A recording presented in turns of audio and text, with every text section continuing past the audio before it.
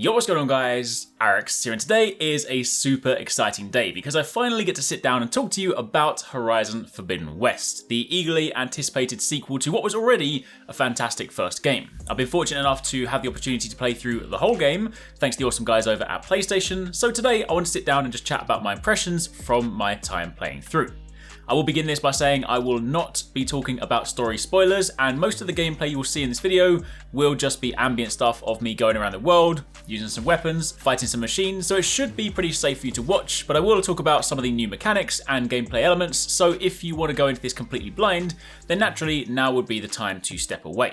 But if you're interested, then let's chat. Also, if you do enjoy this, a like would be super appreciated, and also be sure to keep it locked on the channel, as later on this week, we'll have lots more Horizon content for you going over various aspects of the game, so definitely keep it locked. But let's get started. First things first, let's just talk about my overall thoughts of the game. I've had a blast playing through this. I mean, Guerrilla took an already incredible world and said, alright, cool, you like Horizon 1?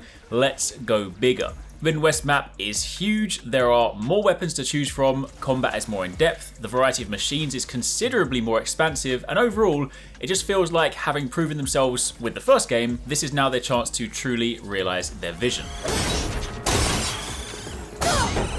Now, before we dive into some of these specifics, for those of you wondering, maybe how long the game is going to last you, keep in mind, Horizon is one of those games you can play in a variety of different ways. Of course, if you go off and do all the side quests, you're going to get infinitely more time. But myself, when playing through the game, for the most part, I stuck largely to the story. My intention is now to sort of go back and start doing a lot of the side content I missed.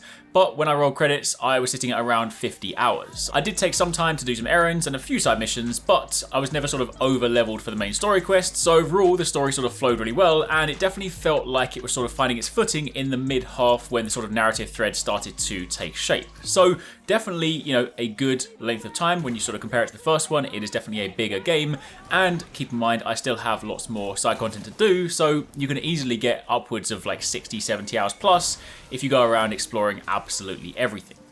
Now let's talk about combat, because of course if you've seen any of the trailers, you've seen any of the dev diaries ahead of launch, you'll know they've been putting in some pretty cool new stuff. If you've never played Horizon before, then as you progress throughout the game and you acquire weapons, you have your weapon wheel, you can swap between different weapons on the fly. Different weapons also often have different sort of shot types or elemental types, so you have a lot of sort of freedom of customization in the way that you prep your fights. Now, one of the things you would have seen were the Valor Surges. These are kind of like your ults that Aloy can use in combat. In truth, I didn't actually get a chance to use these as much as I thought I would have done. When I saw them shown off before the game launched, I was like, oh, these are crazy cool. But in actual fact, I'll speak more about the other thing in a moment, but I actually ended up not using these a great deal in my time playing through, but they do still look super cool. And of course, they can be used to buff Aloy, do other things like that. So you can basically use them as a means to up damage on a variety of different things, and also they just look hella cool. Of course, some of this stuff will also tie into your gear sets. There are some reused gear sets from Horizon 1, but the same sort of coil and weave system exists here, and of course there are plenty of new things to pursue. But the standout weapons for me were definitely the sort of sling type weapon, the javelin, and also the weapon ults. These are really fun. They basically let you do specific abilities for your weapon,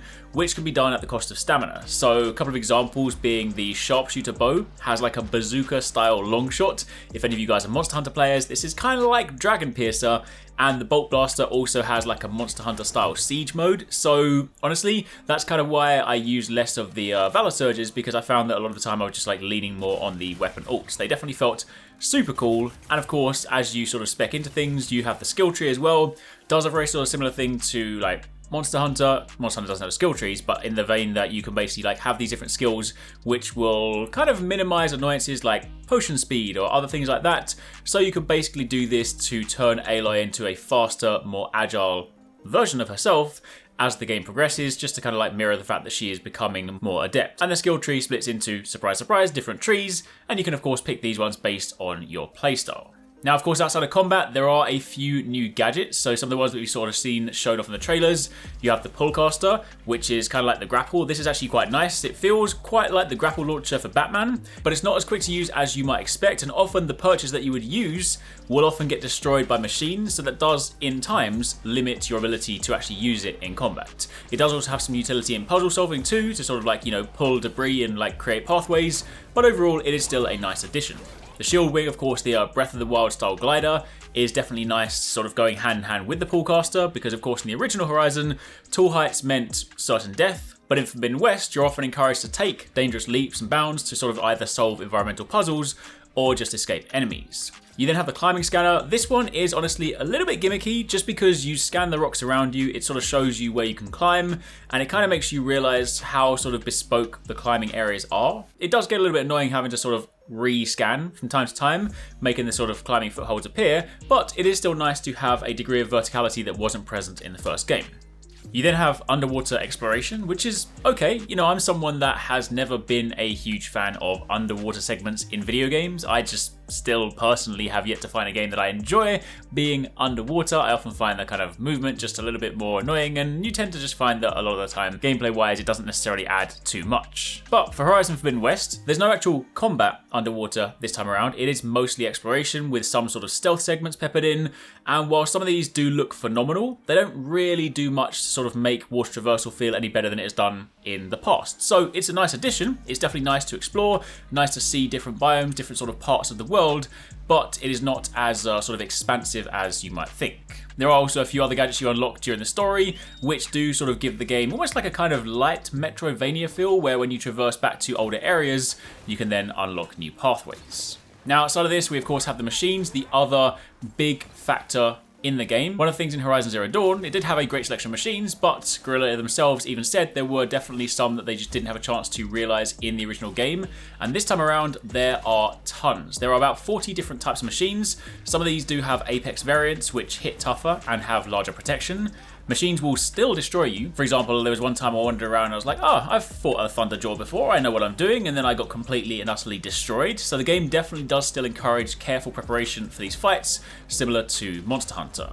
Most of the large-scale fights are definitely a spectacle. Some of the bosses, in comparison, are maybe not necessarily always as great. Like, there are some really cool boss encounters, but when you think about some of the spectacles of fighting these large machines and then you go and fight some of the story bosses, they don't necessarily always have that same spectacle. But overall, honestly, just the sheer variety of these machines, fighting some of them, like walking into an area, seeing this giant thing and being like, I want to try and take this on, it is a really, really cool feeling. And then, of course, speaking about exploring the world looks incredible. Like, the game looks fantastic. Of course, I was playing this on the PS5. The grass, this grass looks so fluffy. It looks like AstroTurf. It makes you want to go and touch the grass. The ice, of course, is really nice. The desert is really nice. The marshy jungle is really nice. Basically, every different biome is incredible. The sandy beaches look real nice, like I want to go on holiday. When the lightning kicks in, that is nice. Maybe a little bit strong in some instances. You know, every character seems to have sort of a intense subsurface scattering on their nostrils, but the game really does look beautiful. There are a few hiccups, just like with the first game, in some of the NPC conversations where dialogue doesn't quite match up, and there is also a fair amount of like LOD popping at different times, but this is the sort of thing that patches will often address. Overall, the game does genuinely look incredible, and it is a pleasure to explore. So to kind of round this out, because of course I could speak about this game for a very long time, final sort of thoughts, it is definitely worth your time. Like, if you played the first one and of course you're looking forward to continuing the story, you will 100% enjoy it. It is literally what you liked before, just more of it. And of course that makes it a worthy sequel. Of course, if you're expecting it to reinvent the formula, you might be slightly disappointed, but there's enough new machines, new weapons, new story revelations to definitely make it something worth playing.